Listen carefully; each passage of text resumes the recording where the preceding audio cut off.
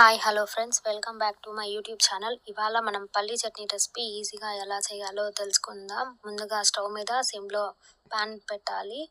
అందులో 1 table spoon oil వేయాలి. Oil వేసిన తర్వాత పల్లీలు యాడ్ చేయాలి.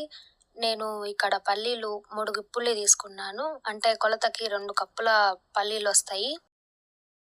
పల్లీలు వేసిన తర్వాత గ్యాస్ సిమ్ చేసి పల్లీల్ని కొంచెం ఫ్రై చేసుకోవాలి. ఫ్రై చేసుకున్న తర్వాత 8 నుంచి 10 వరకు పచ్చిమిరపకాయలు యాడ్ చేసుకోవాలి.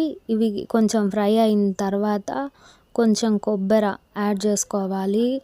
కొబ్బరి కూడా ఫ్రై అయిన తర్వాత తీసుకొని మిక్సీ జార్లోకి యాడ్ చేసుకోవాలి. మిక్సీ జార్లోకి తీసుకున్న తర్వాత 4 వెల్లుల్లి రెబ్బలు, 1 టేబుల్ స్పూన్ జీలకర్ర, 1 టేబుల్ స్పూన్ చింతపండు, రుచికి సరిపడా ఉప్పు కొంచెం వాటర్ యాడ్ చేసుకొని మిక్సీ వేసుకోవాలి ఈ కన్సిస్టెన్సీలో ఉండేటట్లుగా.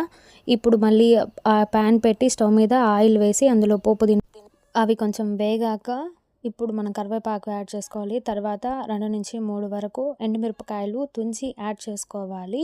ఎండుమిరపకాయలు కూడా ఫ్రై అయిన తర్వాత 1 చిటికెడు పసుపు ఇందులో యాడ్ చేసుకొని మనం గ్రైండ్ చేసుకున్న పచ్చట్లో కలిపేయాలి. అంతే, టేస్టీ పల్లీ చట్నీ రెడీ. నా వీడియో మీకు ఎట్లా అనిపించిందో కామెంట్ చేయండి. Please do like, share and subscribe to my channel.